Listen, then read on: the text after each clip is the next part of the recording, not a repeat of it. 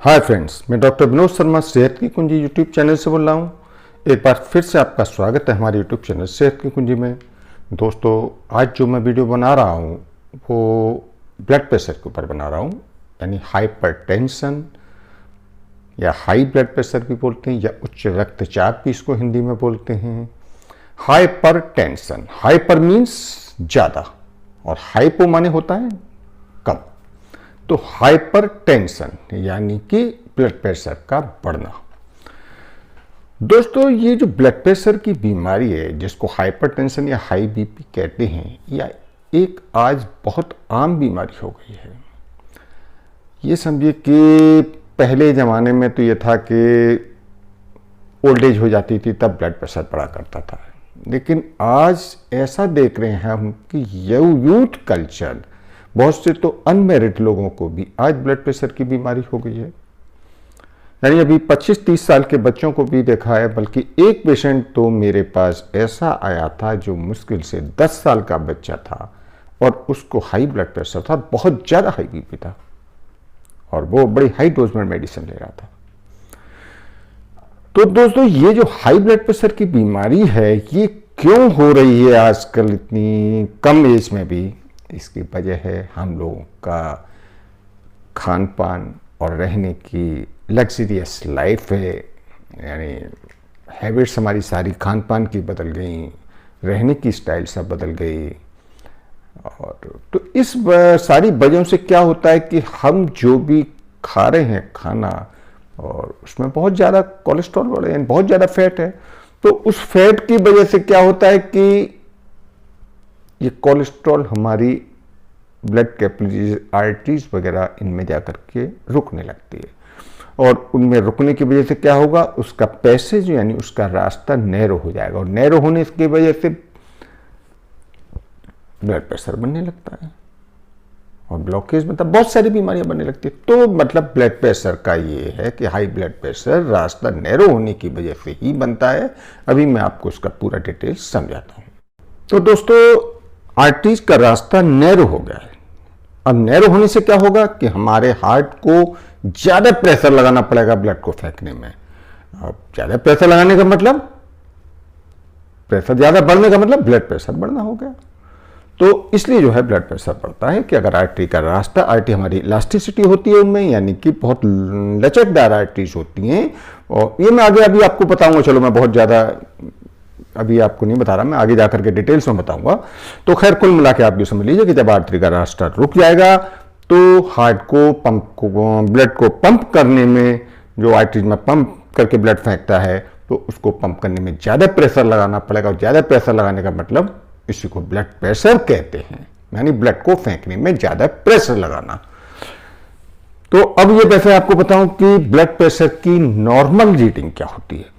दोस्तों, normal reading कहते हैं, नॉर्मल रीडिंग जो है इसकी लेस देन 120 ऊपर की रीडिंग होनी चाहिए और नीचे की रीडिंग 80 होनी चाहिए। ठीक है। और एक होता है प्री हाइपरटेंशन, यानी कि अगर 120 टू 139 तक ऊपर की रीडिंग है और नीचे की रीडिंग 80 टू 89 है, तो इसको बोलते हैं प्री हाइपरटेंशन। एक होता है ग्रेड 1 हाइपरटेंशन, इसमें 140 टू 159 ऊपर की रीडिंग होती है और नीचे की रीडिंग होती है 90 टू 100। ये हो गया ग्रेड 1 हाइपरटेंशन। एक होता है ग्रेड 2 हाइपरटेंशन, इसमें जो है मोर देन 160 ऊपर की और नीचे की 100। तो ये हो गया ग्रेड 2 हाइपरटेंशन। तो अब मैं आपको बताऊंगा ऊपर की रीडिंग और नीचे की रीडिंग क्या होती है, ये अभी आपको मैं बताऊंगा। तो दोस्तों, मैं बताता हूं कि दो रीडिंग जो बताई है, एक ऊपर की रीडिंग और एक नीचे की रीडिंग, ये मैं आपको पहले क्लियरफाई करूं ये क्या होता है। देखो दोस्तों, हार्ट है, हार्ट में ब्लड भरा रहता है। हार्ट में ब्लड भरा हुआ है और हार्ट से बहुत सारी आर्टरीज निकलती हैं और ये पूरे शरीर में फैली रहती हैं, जो कि ब्लड को सप्लाई करती हैं।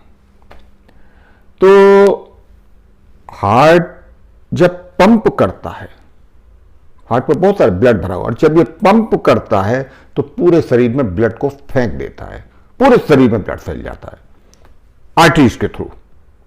अब जब ये ब्लड इसने फेंका तो ये 120 की प्रेशर से फेंकता है, ठीक है। अच्छा, हार्ट जब 120 की जो प्रेशर से फेंका, इसको हम सिस्टोलिक कहते हैं। अच्छा, इससे पहले जब हार्ट के ब्लड फेंकने से पहले ये रेस्ट की पोजीशन में होता है, उस टाइम इसका प्रेशर होता है 80, उसको हम डायस्टोलिक प्रेशर कहते हैं। यानी कि 2 बार ब्लड फेंकने के बीच में जो रेस्ट की स्टेज आती है हार्ट की, वो बहुत उसके आधा सेकंड के लिए होती होगी, तो वो जो है रेस्ट की पोजीशन को ही हम डायस्टोलिक कहते हैं, और उस टाइम उसका प्रेशर 80 होता है, डायस्टोलिक प्रेशर। तो अब इसने ब्लड फेंका, 120 की स्पीड से फेंकता है, क्योंकि हमारी जो आर्टरीज हैं वो भी उसी हिसाब से बनी हुई है कि वो उतना ही प्रेशर बर्दाश्त कर पाएंगी। इससे ज्यादा अगर प्रेशर हो जाएगा तो आर्टरीज को नुकसान होने लगता है और उसकी जो अंदर की लेयर है वो टूटने लगती है, और जब लेयर टूटेगी तो क्या होगा कि उसमें ब्लॉकेज होने लगेगा और बहुत सारे नुकसान हो जाएंगे, वो मैं बताऊंगा आगे जा करके आपको। तो दोस्तों, ये आपको बताया कि ये हार्ट जो 120 की प्रेशर से 120 के प्रेशर से ब्लड को फेंकता है, और इतना प्रेशर ही एक्यूरेट है हमारे शरीर के लिए। अब एक मैं आपको एग्जांपल पहले बताऊं कि आपने देखा होगा कि वाटर सप्लाई का जो नगर निगम का पानी आता है, वो देखा होगा कि एक एग्जैक्ट प्रेशर से देते हैं। अगर वो प्रेशर ज्यादा होगा तो जितनी भी पाइपलाइन है उनका फटने का डर रहेगा, और अगर कम होगा तो वो घर में पानी अगर धीमी धीमी स्पीड में आ जाएगा, लेकिन पानी ऊपर की जो टंकी छतों पर रखी रहती है वहां तक सप्लाई नहीं पहुंच पाएगी पानी की।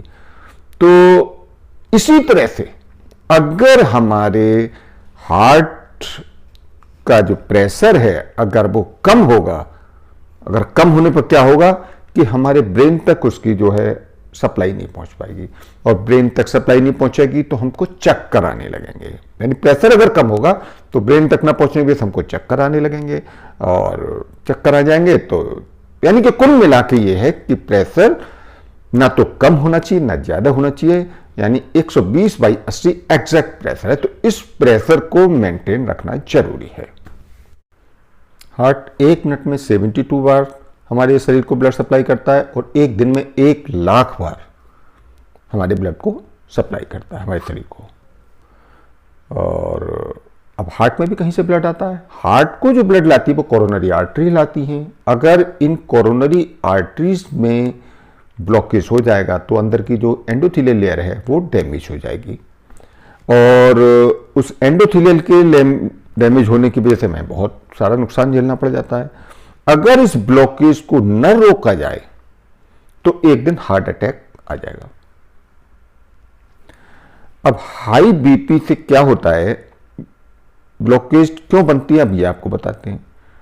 क्योंकि ब्लॉकेज वहीं बनेगी जहां कुछ ट्यूब का पोर्शन डैमेज हो गया होगा, क्योंकि एक स्मूथ लेयर, आप ये समझिए स्मूथ लेयर पर भी डस्ट नहीं जमती है, और लेकिन जहां कहीं फर्श अगर टूटा फूटा है या रफनेस है तो वहां जो है डस्ट भी जमने लगती है। तो इसी तरह से अगर कोई आर्टरी, अगर आर्टरी इलास्टिसिटी होती है और चिकनी होती है, और अगर उसमें ब्लॉकेज हो जाने की वजह से उसमें रफनेस आ जाएगी, और रफनेस आने की वजह से वहां पर ब्लॉकेज होने लग जाएगा, और ब्लॉकेज हो गया तो हमको हार्ट अटैक के चांसेस हो जाते हैं, और हार्ट डैमेज होने के हार्ट डैमेज हो जाता है।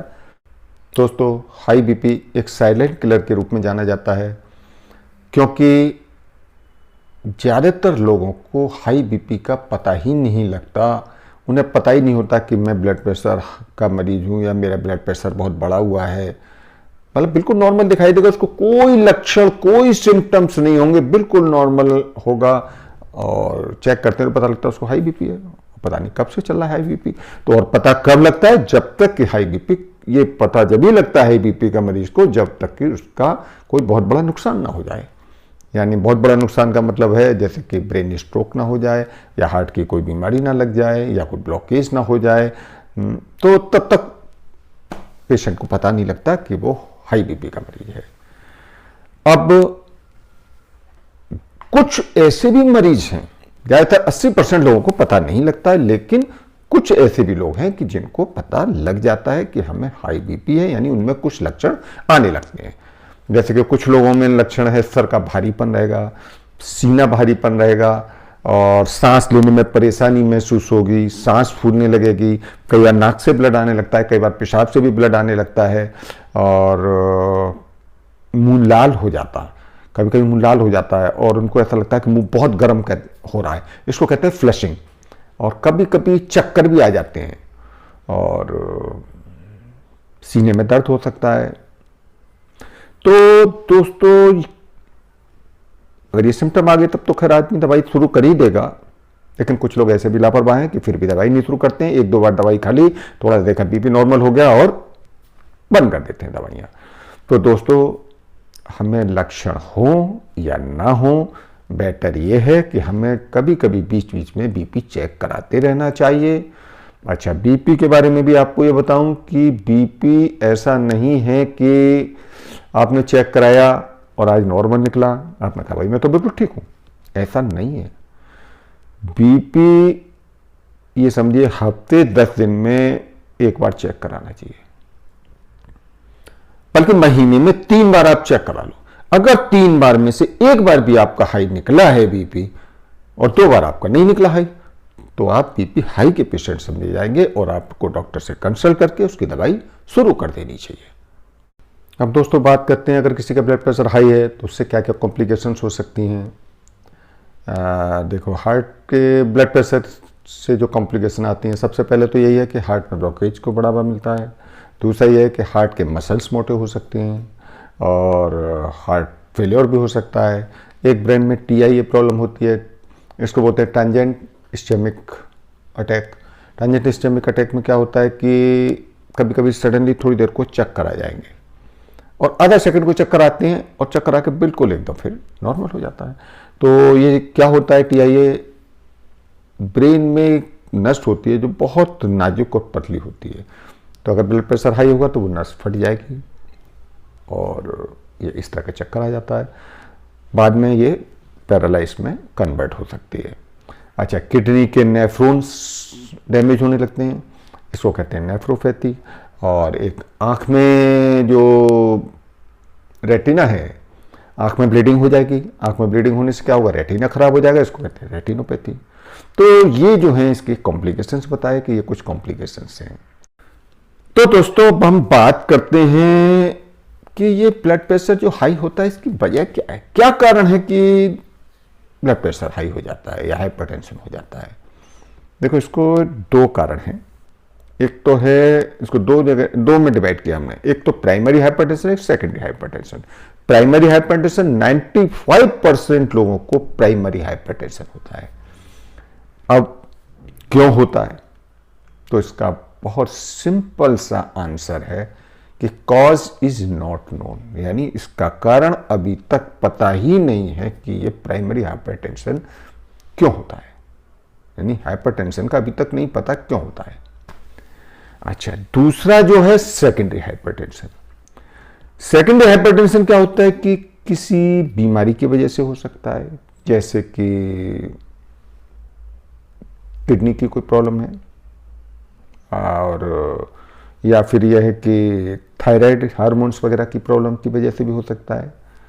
अच्छा, और भी बहुत सारी बीमारियां हैं उनमें हाइपरटेंशन हो जाता है और कुछ मेडिसिन की वजह से भी हो जाता है, जैसे कि बर्थ कंट्रोल पिल्स खाते हैं उनकी वजह से भी हो जाता है और स्टेरॉइड वगैरह लेने से भी बढ़ जाता है। तो कुछ मेडिसिन हो गए, कुछ हार्मोन्स हो गए, और भी बहुत सारे कारण हैं, जैसे कि बढ़ती उम्र में अगर किसी की एज ज़्यादा हो रही है तो 60 साल के बाद चाहे वो लेडीज हो या जेंट्स हो, सबको ज़्यादातर जो है हाइपरटेंशन मिलेगा ज़्यादातर लोगों को। इसके अलावा जेनेटिक यानी कि यह है कि अगर किसी के माँ बाप वगैरह में अगर किसी को हुआ है तो ये बच्चों में आने के चांसेस होते हैं। मोटापा एक सबसे बड़ा कारण है, अगर कोई मोटे लोग हैं तो उनको हाइपरटेंशन होने के सबसे ज़्यादा चांसेस रहते हैं। एक फिजिकल एक्टिविटीज़ की कमी, आजकल लग्जरियस लाइफ हो गई है, लोग एक्टिविटीज़ बिल्कुल जीरो हो गई हैं और खास करके लॉकडाउन में तो देख रहे हैं कि सब आराम कर रहे हैं, घर में बैठे बैठे खा रहे हैं, तो ऐसे तो क्या होगा, मोटापा बढ़ रहा है, तो मोटापे की वजह से भी हाइपरटेंशन होता है। इसके अलावा स्मोकिंग है, ज़्यादा धूम्रपान करना और तम्बाकू खाना, गुटखा खाना और इन चीज़ों से, खैनी वगैरह, ये जो बहुत सारी चीज़ें तम्बाकू की वैरायटी हैं, इन सब के खाने से भी हाइपरटेंशन होता है। एल्कोहल, शराब वगैरह ज़्यादा पीने से भी ब्लड प्रेशर बढ़ता है। ज़्यादा साल्ट, हाँ ज़्यादा साल्ट मेन है, ज़्यादा साल्ट जो खाएंगे उनको बीपी जरूर बढ़ेगा, तो ज़्यादा साल्ट नहीं खाना चाहिए। अमूमन आमतौर पर देखा है कि आदमी जो है 15 से 20 ग्राम डेली जो है नमक खाता है, लेकिन अगर किसी का बीपी बढ़ा हुआ है तो उसको नमक कम कर देना चाहिए, बल्कि नॉर्मली सबको नमक कम खाना चाहिए। मेरे तो जहाँ तक ख्याल है कि उसे घटाकर नमक को जो है 5 से 6 ग्राम तक नमक कर देना चाहिए पूरे दिन में, डिवाइडेड डोज में खा लो या एक साथ खा लो, कैसे होगा 5 से 6 ग्राम से ज़्यादा नमक पूरे दिन में नहीं खाना चाहिए। तो साल्ट को कम करना है।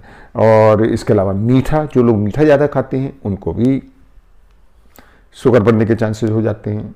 और इसके अलावा डायबिटीज़ जो पेशेंट्स हैं, यानी जिनको शुगर की बीमारी है, उनको ब्लड प्रेशर के चांसेस हो जाते हैं। इसके अलावा प्रेगनेंसी में यानी जो प्रेग्नेंट लेडीज़ हैं उनको अक्सर ब्लड प्रेशर हाई हो जाता है। और रिएक्शन ज़्यादा करने से, यानी गुस्सा ज़्यादा करने से भी ब्लड प्रेशर बढ़ता है। स्ट्रेस ज़्यादा लेने से भी ब्लड प्रेशर बढ़ता है। और स्ट्रेस को तो हमें बहुत अच्छी तरह समझ में आया कि किसी को बहुत ज़्यादा स्ट्रेस है और उसका स्ट्रेस कम कर दिया, नींद वगैरह की दवाई देकर अगर स्ट्रेस कम कर देते हैं तो देखा है कि उसको बिना ब्लड प्रेशर की दवाई दिए भी उसको बीपी कम हो जाता है। तो दोस्तों, स्ट्रेस के बारे में बात कर रहे थे। स्ट्रेस कई तरह का होता है। स्ट्रेस सबसे बड़ा कारण है ब्लड प्रेशर बढ़ने का। स्ट्रेस आपको टाइम का स्ट्रेस हो सकता है कि आपके पास टाइम कम है, काम आपके पास वर्कलोड बहुत ज़्यादा है, और यानी पर्टिकुलर टाइम में आपको ट्रेन पकड़नी है, पर्टिकुलर टाइम में बस पकड़नी है, या आपको पर्टिकुलर टाइम में ऑफिस का काम करके देना है, या टाइम कम रह गया, एग्जाम आ गया, यानी टाइम का एक प्रेशर हो गया। एक होता है कि रिक्वायरमेंट, आपने रिक्वायरमेंट्स अपनी बढ़ा दी और बहुत सारी चीज़ें लोन पर ले ली, आपकी ज़रूरतें बढ़ गई हैं, आपने चीज़ें बहुत सारी लोन पर ले ली, उनकी EMI बढ़ गई, तो आपके पास प्रेशर बढ़ गया, यानी कि टेंशन, स्ट्रेस बढ़ा लिया आपने।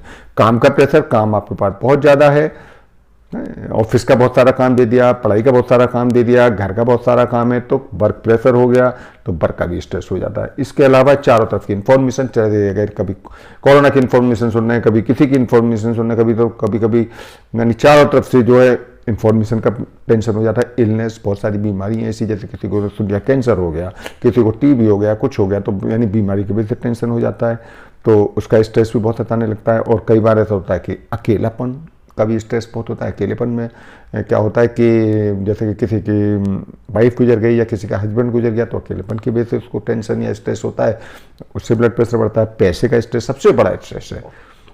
अगर किसी के पास पैसे नहीं है और उसकी रिक्वायरमेंट नहीं पूरी हो पा रही है, तो उसको टेंशन रहेगा, स्ट्रेस रहेगा, और स्ट्रेस रहने से क्या होगा, ब्लड प्रेशर बढ़ेगा। तो इसलिए हमें या तो जिसको पैसे की कमी है भाई, या तो अपनी पैसे की कमाई का साधन बढ़ाइए या फिर अपने खर्चे को कम कर दीजिए।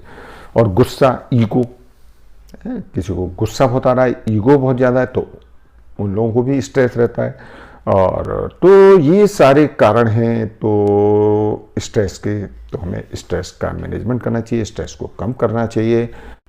तो दोस्तों, बात करते हैं, अगर किसी का हाई BP है तो उससे हार्ट को क्या नुकसान होता है। देखो दोस्तों, हार्ट से जो नलियाँ निकल रही हैं वो 120 की स्पीड तक झेल सकती हैं प्रेशर को।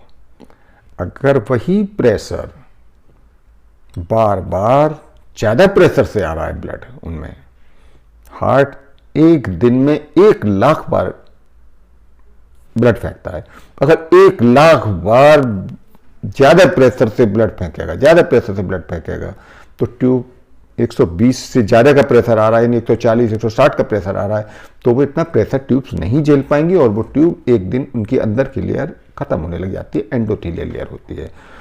तो वो ट्यूब की जब लेयर खत्म हो जाएगी तो क्या होगा, वहाँ जहाँ लेयर खत्म हो जाएगी वो रफनेस वाला स्टेक और इलास्टिसिटी नहीं रहेगी, और वो रफनेस हो जाएगी वो ट्यूब, उस वजह से वहाँ पर ब्लॉकेज होने लगता है। इसके अलावा हार्ट को भी पूरे दिन में जो नॉर्मल प्रेशर से 1 लाख बार फेंक रहा था ब्लड, अब वो एक्स्ट्रा प्रेशर लगाना पड़ रहा है, 140 का प्रेशर, 160 का प्रेशर, 180 का प्रेशर, और वो भी 1-2 बार नहीं, 1 लाख बार एक्स्ट्रा प्रेशर लगाने से क्या होगा, उसके मसल्स मोटे हो जाएंगे। जैसे सपोज एग्जांपल कोई जिम जाता है आदमी, या कोई रेस लगाता है, या कोई मतलब जो भी है, तो उसके मसल्स जिम वगैरह वालों को देखिए मसल्स अच्छे खासे मोटे हो जाते हैं क्योंकि उसने एक्स्ट्रा एक्सरसाइज की। इसी तरह हमारे हार्ट की 1 लाख बार एक्स्ट्रा एक्सरसाइज होने से उसके मसल्स मोटे हो जाएंगे। उस मसल्स मोटे होने को हाइपरट्रोफी कहते हैं, और हाइपरट्रोफी हो गया तो क्या होगा, एंजाइना होने के चांसेस हो जाते हैं, हार्ट डैमेज हो जाता है, और हमारा ब्लड जो है लंग्स को सप्लाई नहीं हो पाता है, उस वजह से सांस फूलने लग जाएगी और लंग्स में पानी भर जाएगा। इसके अलावा हार्ट डैमेज होने से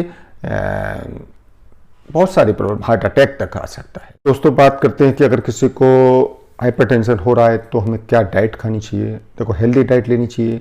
एक तो चोकर वाले मोटे आटे की रोटी लें, होल ग्रेन्स लें, फली लें। होल ग्रेन्स मीन्स छिलके वाले सारे ग्रेन्स लें, फली और दाल लें। इसके अलावा फ्रूट्स लें, वेजिटेबल्स लें। शुगर कम कर दें, वेट कम करें, और घर पर मशीन लाकर टाइम टू टाइम अपना बीपी चेक करते रहना चाहिए कि बीपी बढ़ तो नहीं रहा है। इसके अलावा डैश डाइट लें। डैश डाइट का मतलब अंकुरित अनाज हो गया, छिलके वाली दाल हो गई, मूंगफली हो गई, लो फैट डेयरी हो गई, प्रोटीन, पत्तेदार सब्जी, फल वगैरह, ये सब चीज़ें लें। एरोबिक एक्सरसाइज करें और योगा करें, अनुलोम विलोम प्राणायाम करें, बहुत फायदा देगा। लेकिन कपालभाति और भर्त्स का जो प्राणायाम है उसको ना करें। इसके अलावा स्ट्रेस कम करें, उसके लिए मेडिटेशन वगैरह और बहुत सारी चीज़ें हैं। आप उनसे किसी मेडिटेशन सेंटर में जाइए, वहाँ से बात कीजिए स्ट्रेस कम करने के लिए। स्मोकिंग बंद कर दें, तंबाकू, गुटखा, जर्दा वगैरह ये चीज़ें ना लें। 30 से 35 मिनट तो कम से कम जरूर पैदल चलें। अगर ज़्यादा चल रहे हैं तो बहुत अच्छी बात है। नमक कम कर दें, सबसे बड़ा परहेज है नमक कम करें। शराब बंद कर दें, स्मोकिंग, गुटखा वगैरह हो गया ये भी बंद करना है आपको। चाय, कॉफ़ी यानी कैफीन वाले आइटम सब बंद कर दें। चाय है, कॉफ़ी है, कोल्ड ड्रिंक वगैरह ये सब चीज़ें बंद कर दें। अब इसके लिए ब्लड प्रेशर के लिए क्या मेडिसिन चलती हैं। डॉक्टर्स मोस्टली जो है इसको 6 ग्रुप ऑफ मेडिसिन में डिवाइड किया है। तो डायूरेटिक होती है, जिनसे कि यूरिन ज़्यादा आता है, यूरिन ज़्यादा आने से ब्लड प्रेशर कम होने लगता है। एक एसी ही इनहिबिटर्स कहते हैं, ये जो है कन्वर्टिंग एंजाइम इनहिबिटर्स है, एंजियोटेंसिन कन्वर्टिंग एंजाइम इनहिबिटर्स कहते हैं। इसका कुछ थोड़ा सा किसी में बहुत रेयरली साइड इफेक्ट मिला है कि किसी को खांसी हो जाती है। एक कैल्शियम चैनल ब्लॉकर्स होते हैं, इसमें भी बहुत रेयरली किसी को साइड इफेक्ट मिला है कि किसी को खांसी हो जाए तो बात अलग है। बीटा ब्लॉकर्स आती हैं, इसमें बहुत सारी दवाइयाँ बीटा ब्लॉकर्स में आती हैं। इससे पल्स और बीपी दोनों ही कम होती हैं। इसका साइड इफेक्ट में कभी कभी सांस लेने में थोड़ी परेशानी हो सकती है। एक होता है एंजियोटेंसिन रिसेप्टर ब्लॉकर्स मेडिसिन होती है। एक सेंट्रल सिम्पैथोलाइटेट की होती है। इसमें क्या है कि ब्रेन में गुस्सा वाले जो तंत्र है उनको डाउन करता है, गुस्सा वाले तंत्र को डाउन कर देता है। अच्छा दोस्तों, कई बार ऐसा होता है कि इमरजेंसी में अगर किसी का बीपी बहुत हाई हो गया है तो क्या करना चाहिए। हाँ, बहुत काम की चीज़ है ये, बहुत अच्छा क्वेश्चन है। देखो दोस्तों, ऐसा होता है कि आपके पास कोई दवाई नहीं है और रात का टाइम है, तो जिनको बीपी हाई रहता है वो लोग अपने घर 2 मेडिसिन जरूर रख लें। एक मेडिसिन आती है डीपिन 5 mg। तो ये डीपिन 5 mg एक बहुत सॉफ्ट होती है, इसके अंदर जेल टाइप का रहता है। तो इसमें पंचर करें, सुई से छेद करने के बाद इसको जीभ के नीचे रखते हैं। अगर किसी का बीपी बहुत हाई हो रहा है तो जीभ के नीचे रखते हैं और बूंद बाई बूंद उसकी जीभ के नीचे इसको रस को डालें और आप देखेंगे 5 मिनट में ही बीपी नॉर्मल हो जाएगा। तो ये इमरजेंसी के लिए बहुत अच्छी दवाई है, क्योंकि नॉर्मली आप मेडिसिन लेंगे तो टाइम भी बहुत लगेगा और रात में आपका हुआ तो हो सकता है कोई डॉक्टर भी आसपास ना हो उस टाइम। तो इमरजेंसी के लिए बहुत अच्छी दवाई है। इसके अलावा एक सॉर्बिट्रेट मेडिसिन आती है, वो भी इमरजेंसी में उससे बीपी डाउन किया जा सकता है। तो ये 2 हो गई इमरजेंसी की मेडिसिन। अब बात करते हैं कि बीपी चेक कब करें, ब्लड प्रेशर कब चेक करना चाहिए। तो हाँ दोस्तों, खाने के 1 से 1.5 घंटे बाद या खाने से पहले बीपी चेक करें। और बीपी चेक कराने से पहले अपने आप को नॉर्मल करना चाहिए। आप चल कर आ रहे हैं या कोई फिजिकली एक्सरसाइज या कोई मेहनत करके आ रहे हैं तो बीपी चेक ना कराएं, बल्कि आप थोड़ी देर रेस्ट करें। जब आपकी सांस नॉर्मल हो जाए तो उस स्थिति में बीपी चेक कराएं। तो दोस्तों, ये मैंने बीपी से जुड़ी हुई, हाई ब्लड प्रेशर से जुड़ी हुई सारी बातें आपको बताई। तो दोस्तों, अब मेरी वीडियो यहीं एंड होती है। और अगर हाई ब्लड प्रेशर से जुड़ी हुई कोई भी परेशानी आपको है और आप उससे पूछना चाहते हैं तो आप मुझसे पूछ सकते हैं। मुझे इंस्टाग्राम पर फॉलो कर सकते हैं, फेसबुक पेज पे मेरा सेहत की कुंजी नाम से, उस पर भी फॉलो कर सकते हैं। और सेहत की कुंजी जो पेज है मेरा इंस्टाग्राम और फेसबुक दोनों पर है। और मुझे उम्मीद है कि ये वीडियो आपको पसंद आई होगी। दोस्तों, आपको ये वीडियो पसंद आई है तो लाइक करें, शेयर करें, और अभी तक चैनल से आपने सब्सक्राइब नहीं किया है तो इस चैनल को सब्सक्राइब करें, और ये जो वीडियो और जो बेल आइकन दिखाई दे रहा है इस बेल आइकन को क्लिक जरूर करें। बेल आइकन को क्लिक करने से हम जो भी नई वीडियो बनाएंगे उसका सबसे पहले नोटिफिकेशन आप तक पहुंचेगा और आप उसका फायदा उठा पाएंगे। ठीक है दोस्तों, मिलते हैं अगली वीडियो में, तब तक ओके बाय।